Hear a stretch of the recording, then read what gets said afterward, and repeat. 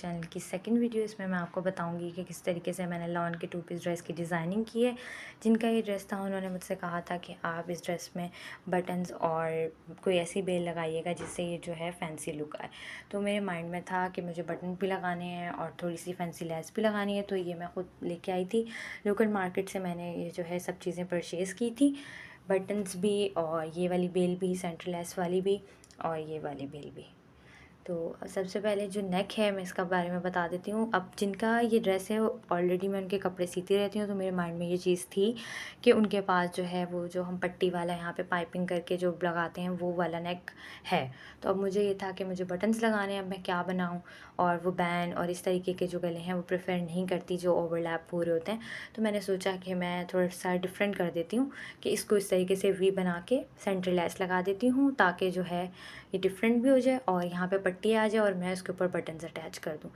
और मैंने इसको यहाँ पर जो है इसको यहाँ पे पाइपिंग कर दी है। इससे जो है बिल्कुल फ़ाइन लुक आ जाती है। जब आप इसको वेयर करेंगे तो फ़ाइन लुक आएगी। और सेकंड चीज़ ये कि मैं आपको बता देती हूँ, इसमें मैंने जो सीढ़ी वाली लेस यूज़ की है उसका ये है कॉटन पे मुझे जो है ना परफेक्ट शेड मिल रहा था कि कॉटन पे मैंने कहा मैं ले लेती हूँ।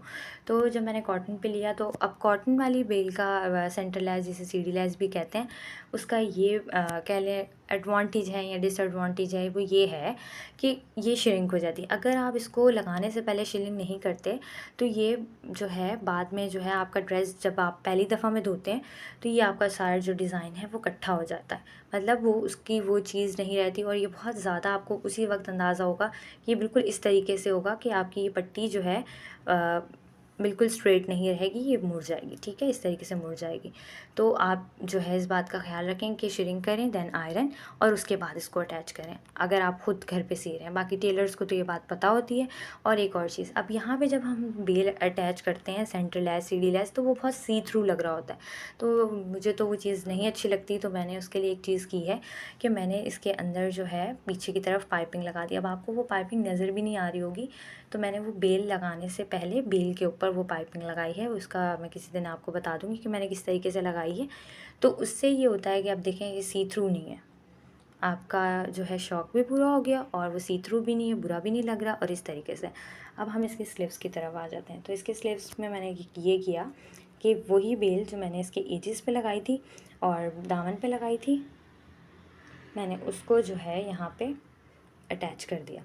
अब यहाँ पे अगर मैं इसको बिल्कुल परफेक्ट, मतलब अगर मैं चाहती भी तो घर पे नहीं कर पाती, तो मैंने क्या किया, जब ऐसे कोई भी बेल हो तो उसको आप जो है एप्लिक करवा लें, जिस तरीके से मैंने इसको एप्लिक करवाए देखें आप। इससे क्या हुआ, इससे बहुत ज़्यादा फ़ाइन सी लुक आ गई।